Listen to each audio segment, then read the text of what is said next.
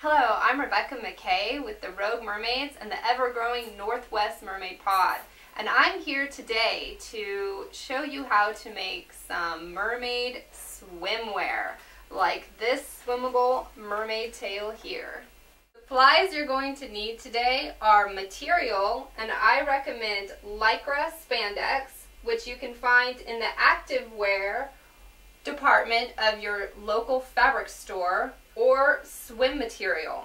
You're going to need scissors for cutting, a pin for tracing your pattern, paper to make your pattern, some pins, and of course a monofin. There's lots of different ways to make the fin portion of your tail. I choose to use a professional monofin so that I can swim in my tail.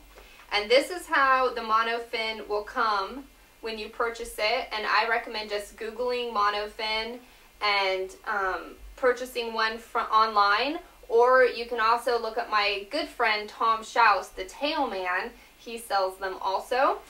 And then what I do, so that I have the traditional mermaid fin shape, I have my husband cut it with a saw and then file it down so we have this wonderful traditional mermaid shape. Although I do know some people who like a larger fin and they keep this fully intact, and then you just add your material to make the traditional shape. So that's completely up to you.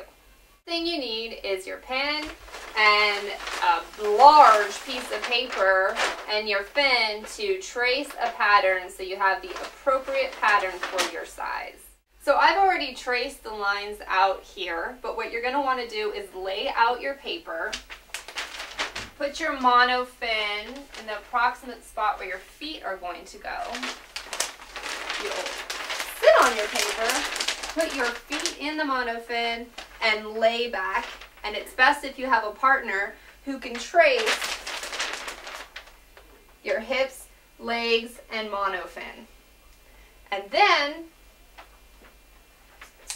time for cutting. Have your pattern traced and cut. You're going to want to take your material and fold it in half, and you're going to want right sides, meaning the good side, the side that you want showing at the finished product, to be touching. So right sides together, and then go ahead and lay your pattern down. The other important thing I want to point out is you want the stretchy part of the material to be going with your waistline. So horizontal to the pattern. And then go ahead and lay down the pattern, pin it in place using sewing pins, and then you can start cutting.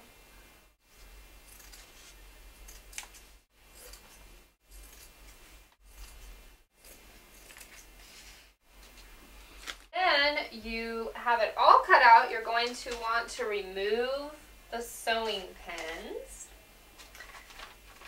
Take back your pattern, and that will leave you the material. Now you're going to want to take your pins and place them all around the edge, like this, so that you can sew your tail. This is a great time to embellish your tail if you want to add any trim or any of the flowing things along the hips or down here near the tail. This is a good time to do that. Today I'm just showing you how to make the basic swim tail. Meet you at the sewing machine.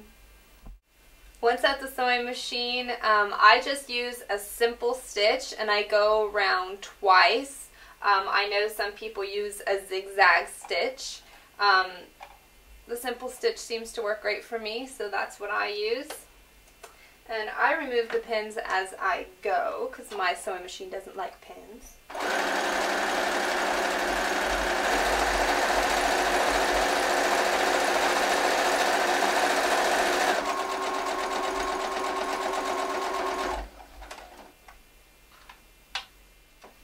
This is a lot like making a simple pillowcase. It's very easy.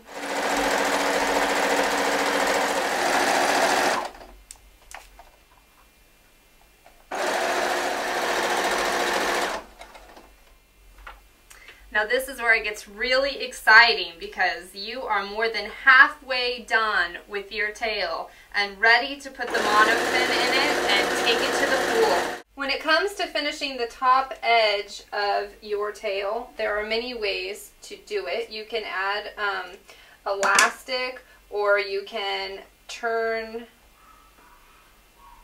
the seam in and sew around it so you have a nice clean edge. I personally just leave it raw, and when I'm in it, I just turn it down and it looks great. Completely finish sewing your tail, you turn it inside out. Ta-da! And you're now ready to put the monofin in your tail. So as you can see, my tail is completely sewn around. So the only way to get the monofin in the tail is to roll it like this and then put it in the hole. Slide the tail on and open it back up, which I'll show you in just a second. There are other options, however. Some people choose to leave this edge open and use Velcro, and other people use zippers in their tail.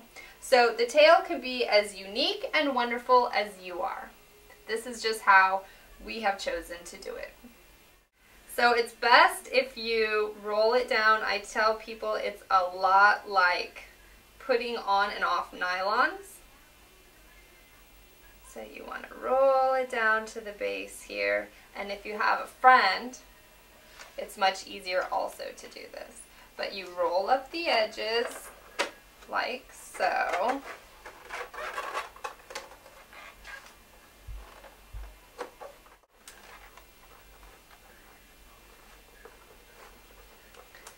Once you get it to this point, I like to find the ends of the tail and put them right on the ends of the fin inside.